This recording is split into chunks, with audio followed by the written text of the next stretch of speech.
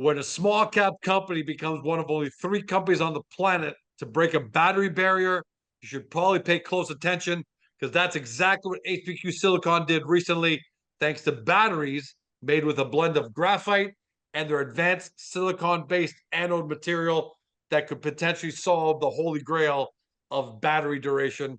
Here to talk about today's press release, a major breakthrough. I won't read the headline because it's kind of complicated. Bernard, welcome back, my friend. Yeah, thanks, George. And Okay, so I've listened to your introduction about breakthroughs. Our goal, well, our breakthrough is great. We're already making a lot of breakthrough. Our goal is really to make a much more efficient batteries cheaper, so we can sell a lot of the material that's required into it. So that's really what our goal is. Our goal, the record is nice, but the goal is to make the materials going to change, and this is what already we're announcing. yeah, but the number one rule of marketing is go with the headline that grabs the attention first. Yes, So I'm sticking to breaking barriers and world records. So today, put out a big announcement. yes. I'll read it here. Silicon-based anode batteries achieve 3,600 plus milliamperes with 93% capacitor retention up to 300 cycles. Most people don't know what that means. That's why I didn't read it in the intro. But first, before we start everything, in layman's terms, why should investors care about this? How important was this? We're still above 90% battery retention, okay? At 300 cycle going forward, right? For a battery that's delivering, at this stage yet, okay? We're delivering more power than the best batteries out there, okay? That you buy. So if we'll do the math for you guys in upcoming press releases, but fundamentally our battery holds a heck of a lot more energy. Okay, we have the Hulk Energizer Bunny compared to the other batteries. Do you understand what it is? Our batteries contains much more energy than other batteries, and we're 300 cycle and one model that is used a lot. And you know, if you people that VAP, those are the batteries you like because they have high powers into it. Okay. Well, our 300 cycle, 300 utilization. So if you use it for, it could be like 2 years for some people to use half a day. We're still 20% above the new battery. Now that's massive. And the fact that we've gone through what I dare to consider our breakneck of our Gen 1 and Gen 2, which was a 200 cycle, and it's continuing in the trend. Very, very good news. Very. So when you say you're on track to set a new performance standard, I mean, that's a big thing to say in a press release. Well, Do these numbers really, that's what these numbers support, that, hey, it's almost like we're on path now to set a new performance standard. We're there. Well, what I can say is anybody we're talking to that knows anything about batteries, okay, when they start to see our results at 300 cycles, their eyes goes up and says, "Oh, holy moly!" Okay, I understand that some people are going to say it doesn't reflect in the share price, but at this moment, the people I'm talking to, okay, they're more fascinated about batteries. They're more PhD gooks, and then they go report to their bosses, and their boss get all excited, and they come back to us. That's the way the process works. But that's the important part. We have a material that's delivering, and you will notice, okay? You'll notice that the two other companies that announced they have world record, 18650 batteries, okay? They don't talk more about their progression over 300 to 500 cycles. We're comparing ourselves to what's out there, how much better it is. So that's really a change to it. So these results at 300 cycles start to give us a different level of credibility. Okay. And when I say us, I mean more my technical guys, the guys with the real PhD, basically about what we do, what we understand, how we understand to make this. Okay. Until now, Mm-hmm. Gen 1, Gen 2, now Gen 3, Mm-hmm. you've been very meticulous. 50 cycles, 100, 150, 200. Some people have been like, yeah, let's move this forward. But you've always described the significance of each one. So obviously you're doing the right thing. But in this press release, you jump from 200 to 300. So we haven't seen 300 before. But in the press release, you start talking about getting to 1,000 cycles and matching graphite. I've got to figure you dropped that jewel in there for a reason. Are you gunning for 1,000 cycles? Are we gonna see this real escalation, or the rapid escalation towards 1,000 cycles? Well, George, if you allow me to show the graph, I'll show you the point that I'm trying to do. Sure, of course. What do you mean allow you? Of course. And these are the two graphs from today's press release. Those are the two graphs side to side. Because this is our third whack of the mold in a certain way, okay? Gen 1 delivered great performance compared to graphite. Gen 2 delivered great performance, but they all died at the 200 cycle mark. So you see the curve going down, okay? That basically means that battery's, that's it. That's about as maximum as it is. But the two key thing in this, and you see it here also, okay? So we've gone from two. So for us, 200, I told you, 200 was a clear, important press release, okay? But for me, 250 was like sort of an in-between point, okay? If we had 300, we go 300. And, you know, the last press release we talking about the fume silica end of the commissioning, okay? So we kept testing, we kept getting the material. It says, let's go to 300. Right? Because for me, 300, that jump from 200 to 300 was really significant. Now, in this image, there's two very important that people need to realize, okay? My guys at Novation know something about how to make very efficient batteries. Because you'll notice that our 100% pure graphite battery, okay, is barely losing energy. So it's much better than a lot of the commercial out there, okay? So we didn't cherry pick our benchmark, okay? We created a pretty hard benchmark for ourselves. But the reason for this is we wanted to have a good graphite batteries. So when we substitute our material, okay, we really can see the kicker of our material. So we have this thing. And now we're showing the great result. We're showing the great tendencies. I can tell you now that once you get to the 300 to 500 cycle, okay, above 80%, you got a darn good batteries. And the next press release will present differently for people to truly be able to grasp the significance for a battery user of what our battery does. Because this gap here, okay, means that our batteries still can deliver much more energy than the other batteries. The graphite, so, than the straight graphite. Yeah. So than the straight graphite. Okay. But what's fascinating now, and that's what we Jez writes in press release, is that even our 100% graphite battery is intriguing people in the graphite industry. And the anode material says, wait a minute, we're not even sure if our material can match what you guys did here. Okay. So imagine, so we want to know if we can match what you guys did here, and then how much your material is going to improve it. You guys see well, I see it. You see the potential? Okay.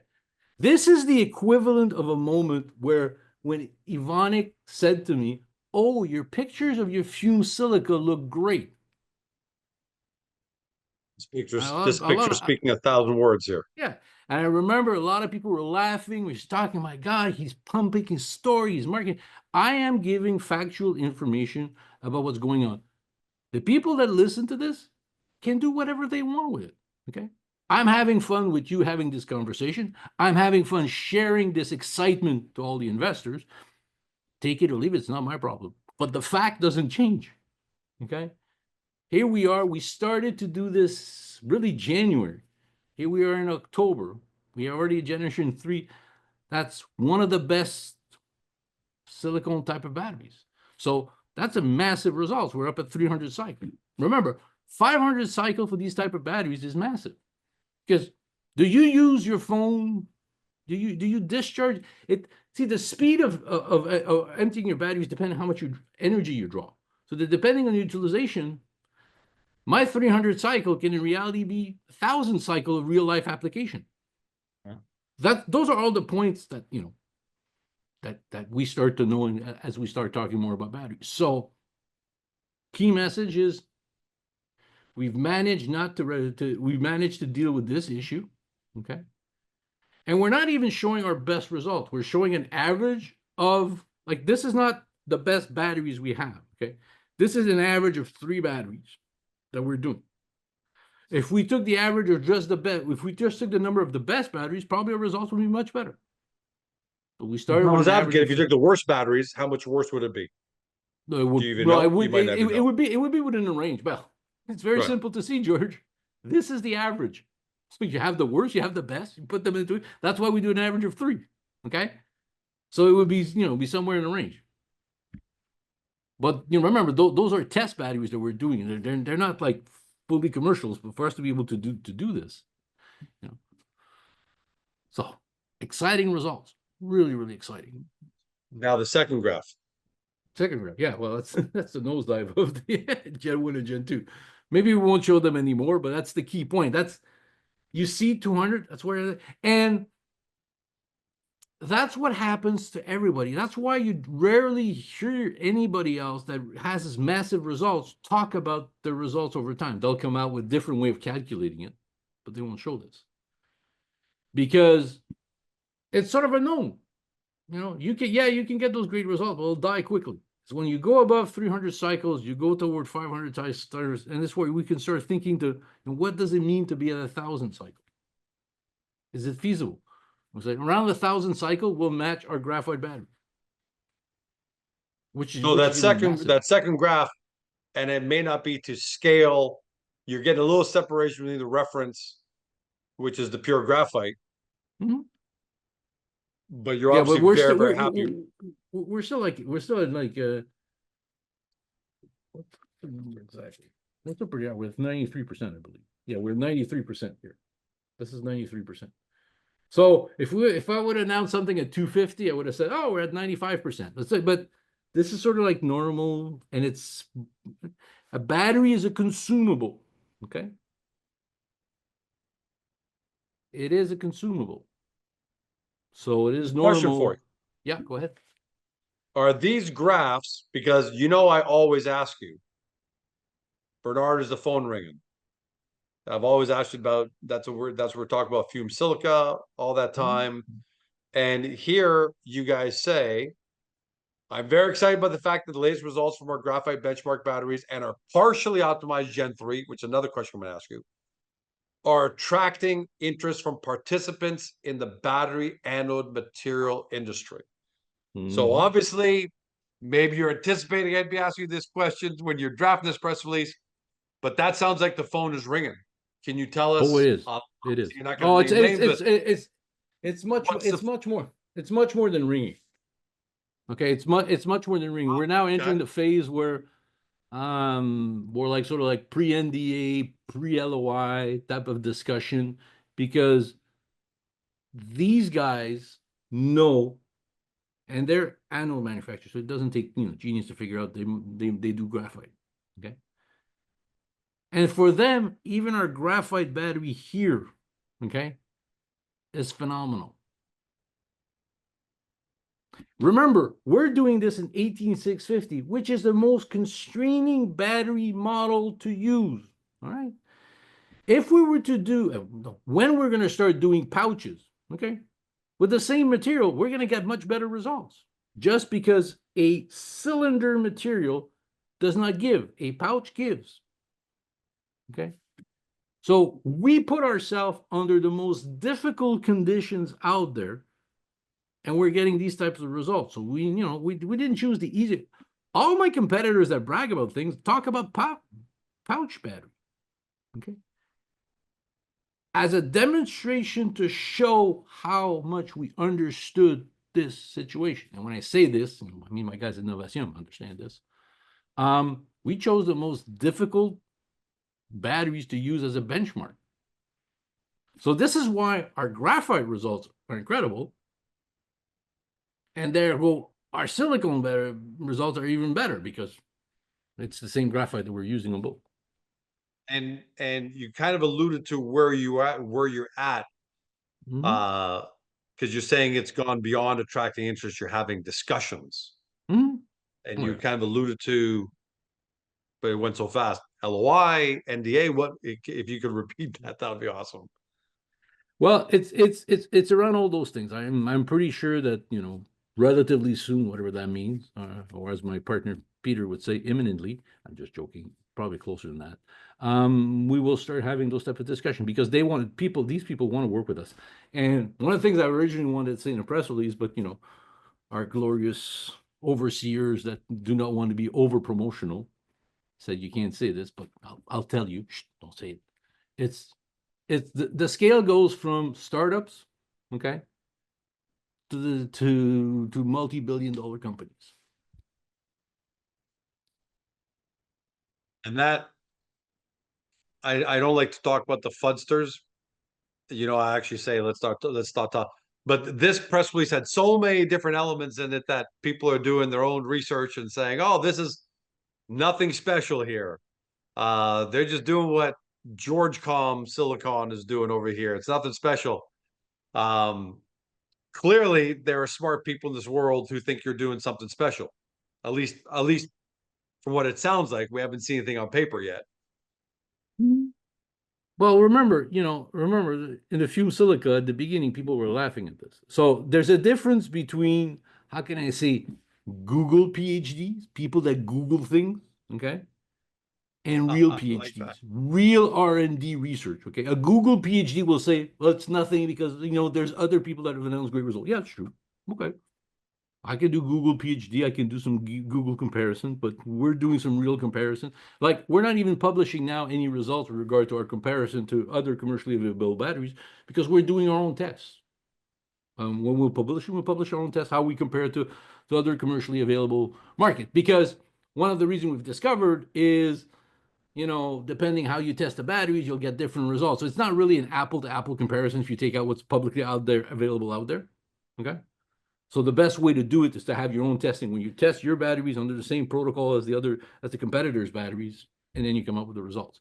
But preliminary results to date seems to show that's very promising, and we're validating what we said there. So we feel very good about it. So this is a different. There's sort of a, I don't know if you guys get this in Ontario, but there's sort of like a joke here in Quebec. It's a pharmacy that does this.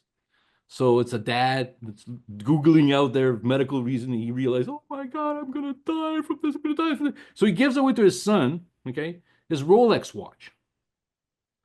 Then he goes to the pharmacist, and the pharmacist looks at him, no, it's just a rash that you have, nothing there. And the son's there playing with his Rolex watch, all happy. But you Uh, understand what it is. Okay.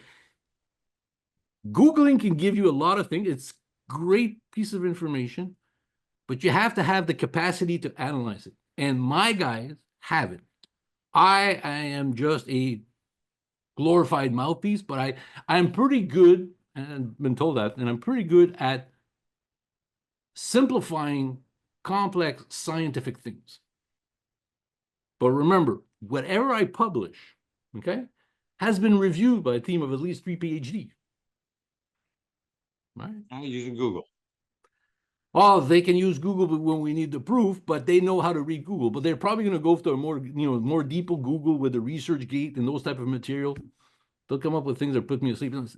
Listen, one of my top guys at Novation, his thrill when he goes on vacation is to printing scientific reports and reading them.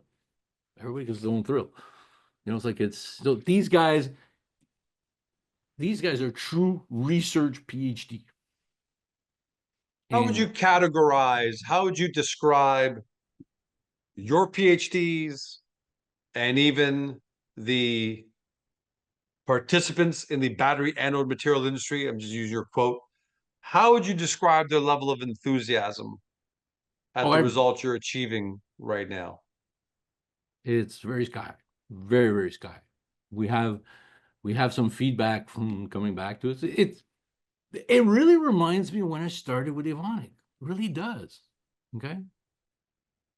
You remember the joke I used to say that the guy wanted to tell me to get lost because he didn't think the material was going to work, and then he gradually got more and more excited. It's exactly the same vibe, the same feeling in a market that's 10 times, 1,000 times bigger, okay, where there's a need for what we're doing, okay? So that was part A of the press release. Then we started to talk about part B, about the patent part, where we fit in, where our technology fits in, where's that going to be allowed to reduce the cost into it, okay?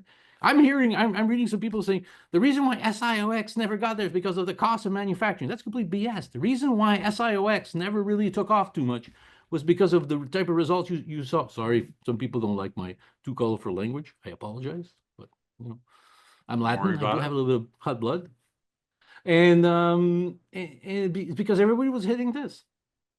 Nobody had figured out how to do this. So this is where a partially optimized material is resolving that issue.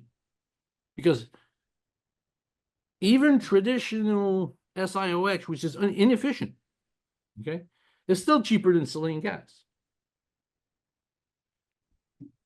Partially optimized, because I said I want to refer to that because I was in the quote about the interested parties. When, again, layman question, you're doing this with partially optimized Gen 3 material. What happens? I don't know if you know the answer, but I got to ask, what happens when you go to fully optimized Gen 3 material? Or maybe that might be the Gen 4. Maybe the Gen 4 is going to be fully optimized. Do you start blowing these? Do you start blowing these numbers out of the water? Like, well, in theory, okay, we believe when fully optimized, those results will look like like baby steps, okay.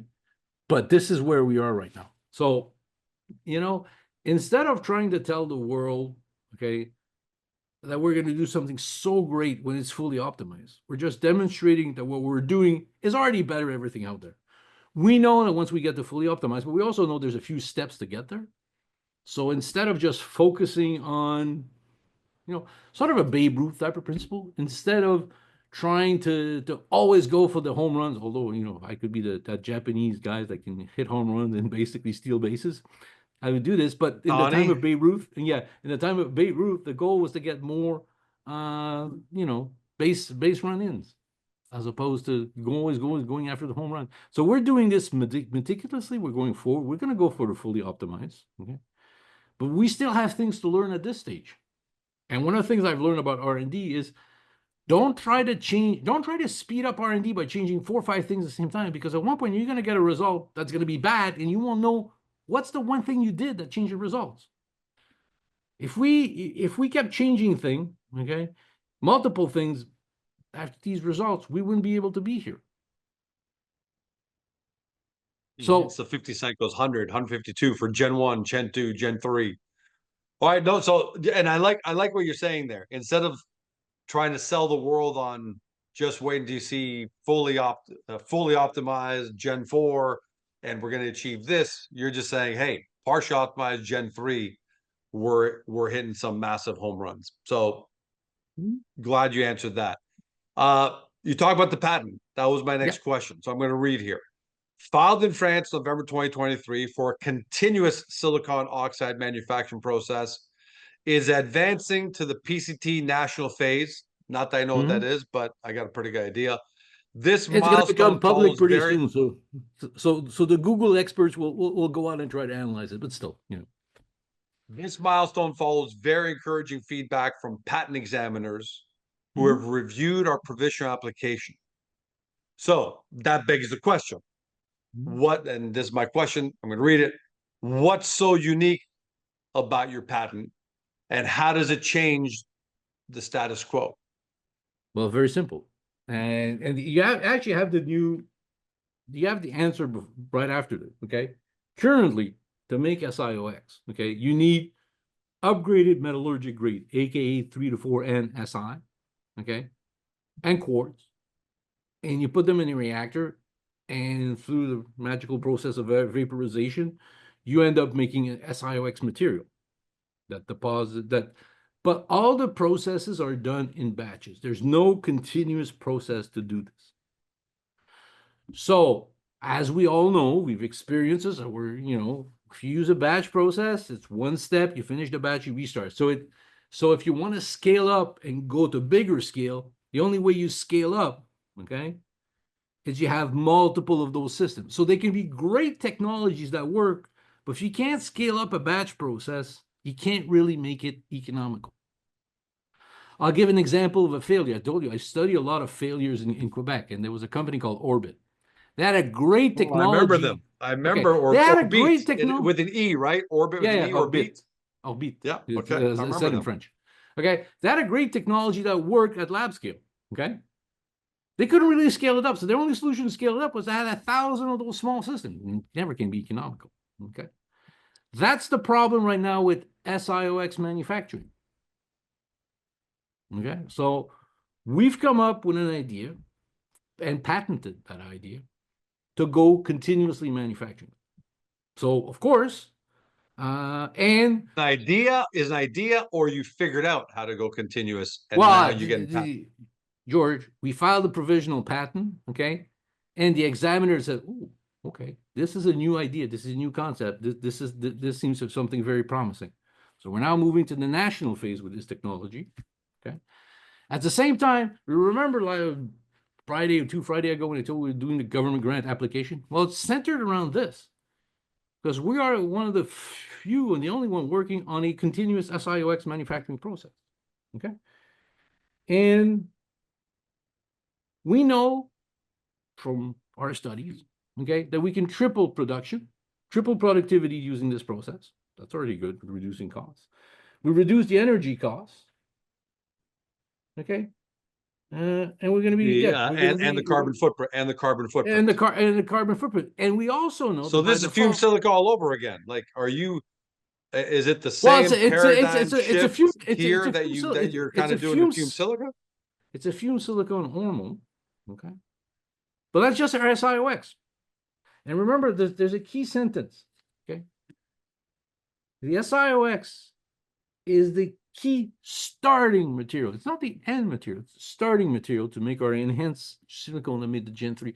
So everything fits in together.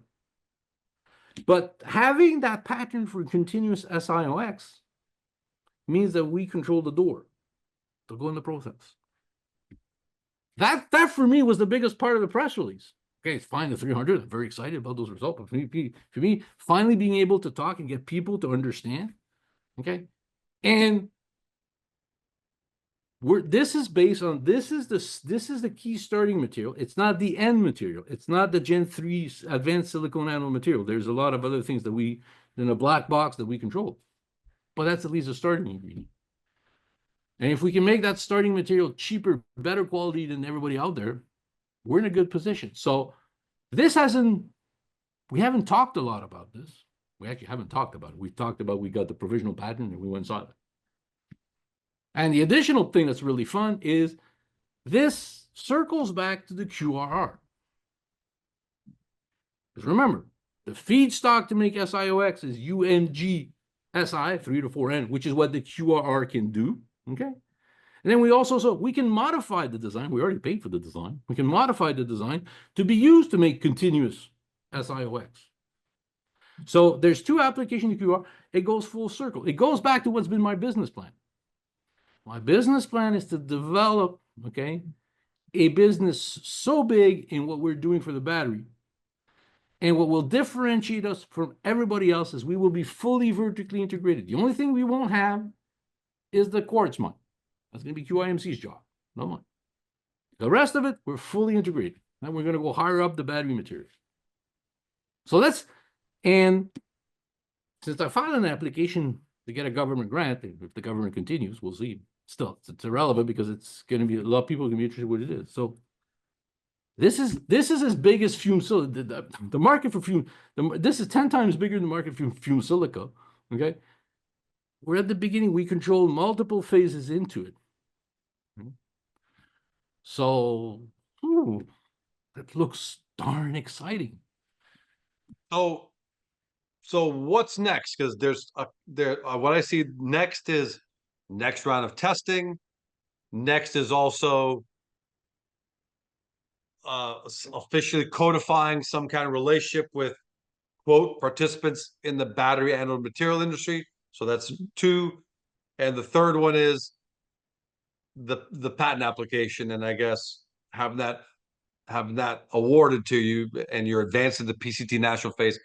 I have no idea. I don't think very many people probably know what that entails. What all really 3 of these moving really fast between now. Here we are, October the 8th. Can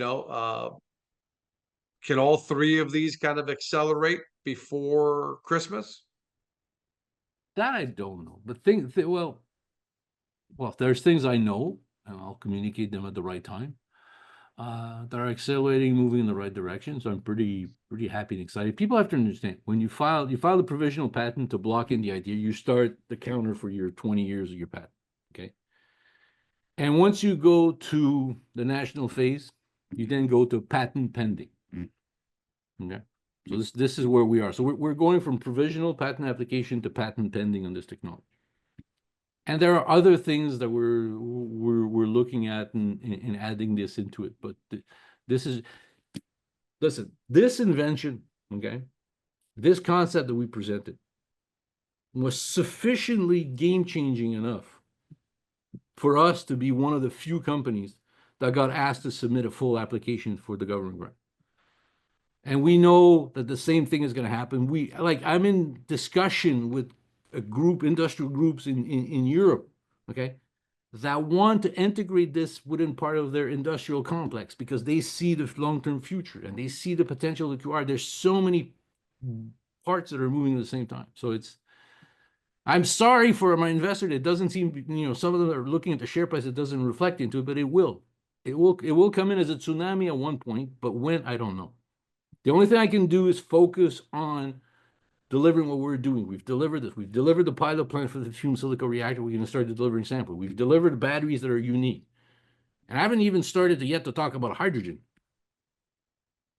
I don't think we could handle much more right now because there's a lot of winning going on.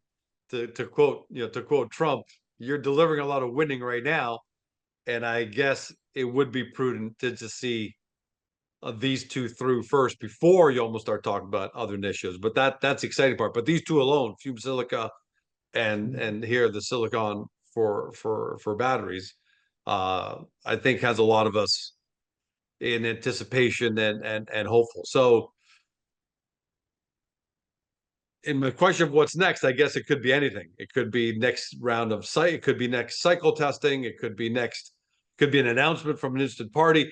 The patent is the only one I'm pretty sure is going to take a while, obviously. So we're nowhere close to that. So I can't wait to have you on again. I want to ask you, but I know you're not going to answer. But which one of those is most likely to happen? Are you most likely to codify a relationship with an interested party, or are you more likely to come out with more results at higher cycles? But you shouldn't answer that. It's going to be hard to decide because I think we have like multiple discussions going on with multiple parties. So we'll come to and some of them are different as well. I told you the one in Europe wants the manufacturing those issues. And there's going to be fume silica starting to take a look at where we're going to build our first plant commercially. It's ongoing. Stay tuned is the right expression. You can bet on, my friend. Thanks for joining us today. Again, perfect. It's not like we timed this, but here we are at 33 minutes. They're always somewhere around 31, 33, 35. So sooner or later, this George and Bernie show, we might be able to put this on TV somewhere and have our own show. Maybe even our own jingle. Maybe one day. Once we have a big news. Thanks for joining us, my friend. And for everybody at home, thanks for joining us. Hope you found that helpful. Give us your feedback on Agoracom. Always love seeing those questions and comments. And until next time, have a great day. See you then. See you guys. Hey Small Cap fam, I hope you loved this interview because more than a dozen people were involved in its production for the sole purpose of making you happy. If so, can you take a moment to support both our awesome guest company and Agoracom? Your engagement means the world to us. First, if you enjoyed this video, give us a thumbs up by tapping that like button. It's a small gesture that helps this interview reach even more potential investors to discover today's guest. Second, we would love to hear your feedback on this interview, so please leave a comment below. Be sure to keep it clean, but feel free to poke fun at George. If you loved what you heard on today's video and want to dig into our guest company right away, take a look at the links in the description below. And while you're at it, hit that subscribe button and ring the notification bell to never miss another great Agoracom small cap video. Thank you so much. We couldn't do any of this without you. Make sure to come back soon.